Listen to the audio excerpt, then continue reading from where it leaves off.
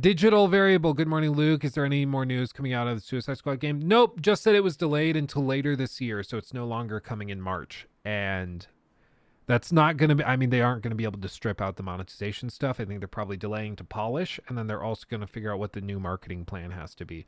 Because selling it as a co-op shooter with a battle pass and stuff, a live service game, is not working. Very, very negative reactions to it. So they've got to find a different way to frame it. And I think that's what they're going to be brainstorming. That's what they should be brainstorming, honestly. Jeff Grubb said it may be delayed till 24 and possibly longer. Really, dude? Oh, man. I wonder if I can find that. Listen, I don't want to like cause a panic or anything, but I've heard it's not even coming this year. I'm hearing 2024. Like I heard that earlier this at me. Earlier this evening, I heard they're like, this is a delay. Like, this is a bigger delay than is even being put out there. We'll see. You know, that stuff is hard to nail down for sure. I'll say that this source has always been a very good one. And wow. Okay, let's operate on that, because I'm sure by now, I mean, this is news from earlier today. We don't have to like, let's talk about the freshest take, but let's assume it is 2024. What do you think is happening with this game? Well, that's the thing. My impression would be if they're delaying it a year, bear in mind it was supposed to launch last year. If they're delaying it another year, it's gotta be that they're trying to strip stuff out, right? Like if they're only delaying it a few months, they're just polishing and reworking marketing stuff. But if they're pushing it to 2024, spending another year on it, that's gotta be a pretty foundational rework. That or the game's like totally broken. I don't know. Back when it was just, it's going to come out later this year, everybody was like, well, what can you do with that? You can maybe try to polish what you have more, but you can't make systematic changes. Now you're coming at me with this 2024 thing. I mean, is that what's in store? Are they thinking about systematic changes? Are they going to make this less of a progression-based looter shooter? What's going on? I mean, props to them. What it could be, honestly, is it could be a combination of the really negative response, and it could also be that they're seeing the overwhelming success of Hogwarts Legacy as a single player game that's just sold straight. And so they might be like, okay, well, if we want this to do well, we have to have that word of mouth, and that word of mouth is not going to come with the game as it is now. So we've got to rework it. And maybe that's what they're doing. I don't know. Also, how do game journalists get sources? Real question. Basically, how it's happened for me before is that somebody will just like straight up email me. They'll look on my link tree, they see my business email, and they'll just reach out. I'm not reaching out to people, and I don't think these people are reaching out to people. I don't think Jeff is reaching out. But it's sort of like a cyclical thing where Jeff Grubb gets one source, he reports something saying, hey, somebody at Ubisoft told me this. And then other people that work at Ubisoft see that, and they're like, oh, so I can go to Jeff. So they go to Jeff, and they talk to him, and then he has more sources. And then somebody sees that, and they're like, oh, I work at Rockstar. Let me go to Jeff. And they share stuff with Jeff. Because once you get to a certain point, and especially once there's a certain amount of notoriety around a games journalist like Jeff Grubb or Jason Schreier or one of those guys, you're going to start to see more and more people go to them. So that's pretty common. And so for me, like, it's just people reach out, and then if before I make any videos or do anything, I ask, for verification. What a lot of these guys will do is they'll ask for they won't talk about something until it's been verified by two sources at least. So in this case, it sounds like Jeff is saying this guy that has told him this latest news about a 2024 delay has been right before and is very reliable. So he has trust in them. But normally, if it was somebody out of the blue, you'd wait till you have two sources at least. It feels like they could do a lot more in that amount of time, but even then, what is a lot more compared to the fundamental structure and bones of that game? You would need like 2 years, 3 years to really completely rework everything. How many more years do you want to devote to freaking Suicide Squad? I'm sure it helps that Hogwarts Legacy made a lot of money, but that's not usually how these things work. It's like, well, now you get a free pass to take as much time as you need. Like, no, you still have to deliver your game on a reasonable timeline. Those kind of, I think they know that what they have feels kind of rotten to most people, and that they probably also have some fun gameplay there. People always like point out, hey, the hopping around looks kind of okay, or some people are like, no, that looks like a fun game. it's just like then you see the big screens of Captain Boomerang with all the numbers and the loot and the big gun and the stupid look on his face, and it's like that just feel like it's like if that is a significant portion of the game, maybe there is a way to rebalance and retool it. So it's like that stuff is lessened. It is maybe more streamlined. It's like let's just not let that stuff get in the way at all and find a way to make sure that stuff just enables the fun stuff.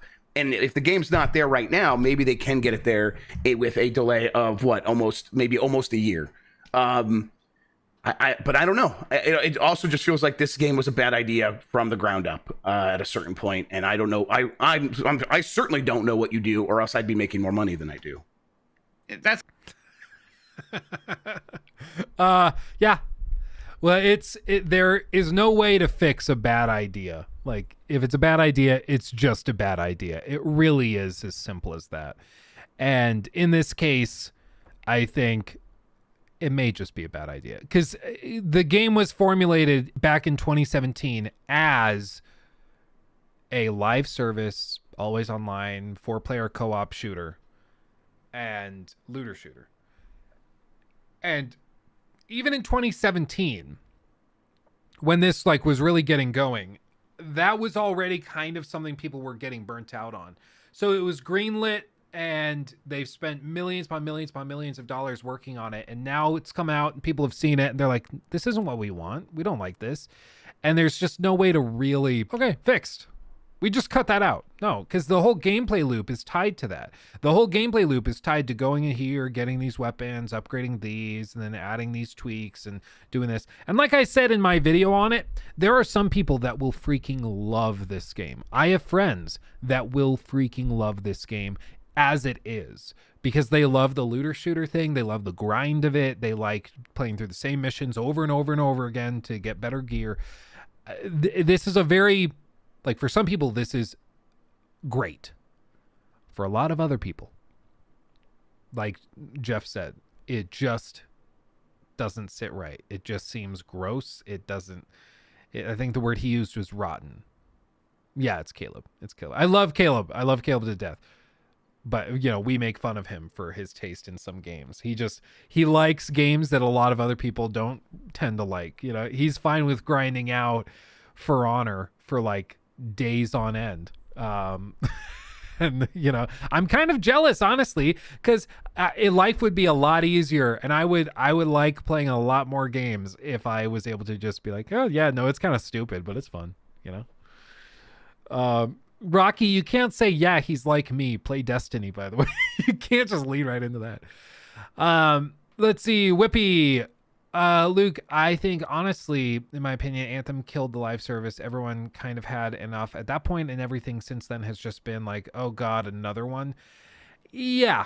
And I think, I'm trying to think of really, there are good live service titles, games that are always online, games that are constantly changing and evolving. Games like, love it or hate it, Fortnite are huge. Warzone's huge. Apex is huge, but those are very much exceptions to the rule.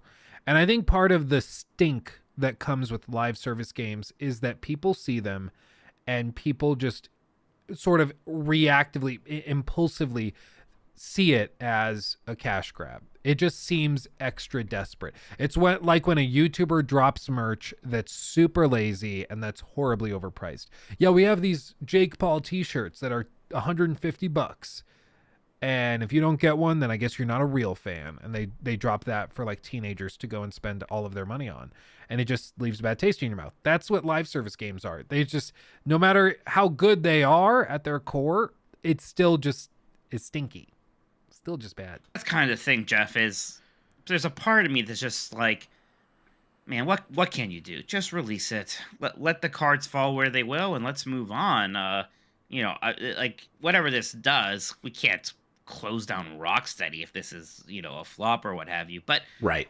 Guess what? Is this real? Man, I mean, that was a bad showing at State of Play.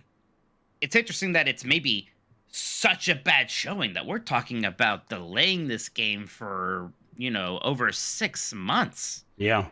And that seems to be the story, is that what it could be also, I mean, have they said who... I don't know what involvement like Sony has on this. Of course, they paid for marketing rights. You know, PlayStation just took a bath with Forspoken. I think they paid a lot of money for Forspoken, and they ate it on that one. That was bad. And so now they might be in a case where they're looking to try and make it back. And they're like, you know what? What was just shown off is not going to do it. I mean, you don't have to be a marketing genius to figure out that this is not ideal. That this is an oopsie. And bear in mind, most people who are disliking this don't have this Chrome extension. Most people are just hitting the downvote. Like, the reason that YouTube got rid of the downvote view bar where you can't see this, the reason they got rid of it is because when people see something like this, they're far more inclined to also dislike it, to jump on the hate bandwagon. And YouTube wanted to avoid that, so they got rid of it. If you still have a like to dislike ratio this bad, you're talking about a huge issue. Really bad. I mean, just look up in the Chrome store. It's like YouTube dislike, return dislike for YouTube is what it's called. Return dislike for YouTube. They got rid of it to protect corporations. I don't buy that. I think it's honestly just that they didn't like people hopping on hate bandwagons and mass flagging stuff. You would say it's because of corporations. Like, corporations definitely benefit from this, don't get me wrong, but so do smaller YouTubers that might be posting videos that get mass flagged. And I think part of it, honestly, is that YouTube's algorithm tends to make a lot of recommendations based on engagement, likes, and dislikes. So what was happening is that videos were getting received poorly, and then were getting mass downvoted. But that YouTube's algorithm would view as good engagement, so it would recommend it to even more people. So then you'd have a viral video that's going viral purely based on people hating it. And they didn't want that to happen, so they tried to delay it as much as they could. But I don't think it really fixes the problem. I don't know, man. It's such a bummer, because it could have been really cool. But you guys remember, I've been saying for years something about this game was stinky. And now we're seeing it. It's also, they've got in a couple spots, they have marketing materials that say that it's open world, but then they show stuff like this that does not look open world. And the combat, I'll be real, this stuff here doesn't look very good to me. Like, the weird shield pop out things, this looks very like Xbox 360. It's just odd. Like, I think you could have fun with it, but it just looks really outdated. Yeah, these ammo drops here. The lighting, I don't think looks that great, especially compared to Batman Arkham Knight. The purple stuff, everything looks like a weird reskin for Fortnite. The lighting on him doesn't look right. I don't know, man. It's not about it. Yeah, shoot the bubble points on the tank. Yeah. He took my thing.